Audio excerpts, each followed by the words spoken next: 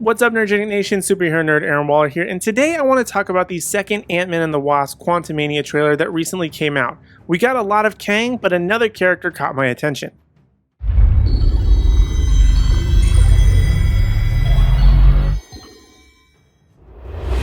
So as a quick refresher, Ant-Man and the Wasp Quantumania will see Scott Lang and Hope Van Dyne, along with Hank Pym and Janet Van Dyne, explore the quantum realm, where they'll interact with strange creatures and embark on an adventure that goes beyond the limits of what they thought was possible. And one of the things that I mentioned in my first trailer video was how I was most looking forward to Kang, portrayed by Jonathan Majors, but little else had me excited.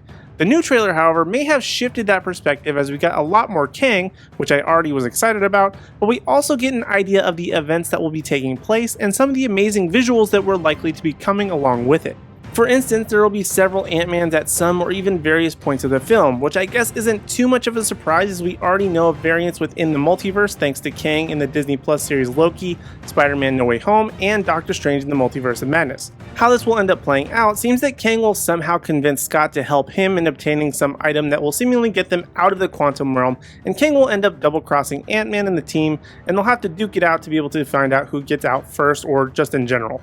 And this is pretty apparent from the trailer as it gives away quite a bit in my opinion, but there are two very quick scenes that give us a look at a massive Marvel character, M.O.D.O.K. Now, M.O.D.O.K's history is a bit complex, so go ahead and hit subscribe and ring the bell notification so you get notified when the history of M.O.D.O.K drops here on the Nerdgenic channel. But in terms of Ant-Man and the Wasp Quantumania, he will be very different from the comics, and it seems to be a returning face of none other than Darren Cross, played by Corey Stoll, who was the villain Yellow Jacket from the first Ant-Man film.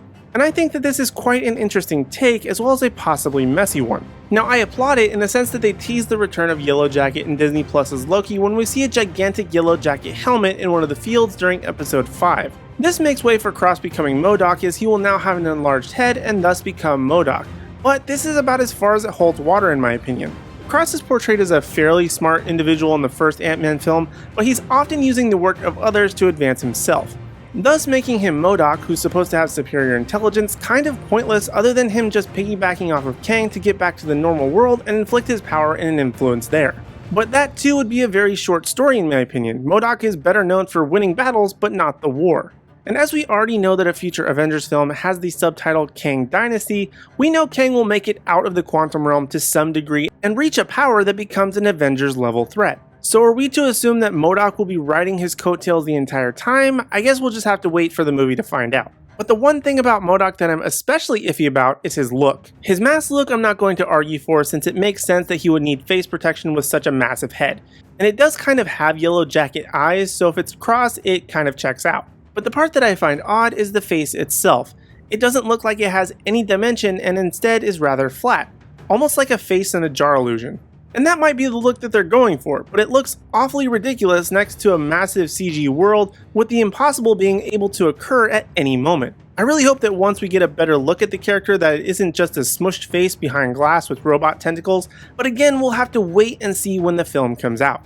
So those are my thoughts on the latest Ant-Man and the Wasp Quantumania trailer, and now I want to hear from you in the Nerdgenic community. Are you excited for Kang? What are your thoughts on M.O.D.O.K? Do you think Scott will die in this third installment? Let me know your thoughts in the comment section down below.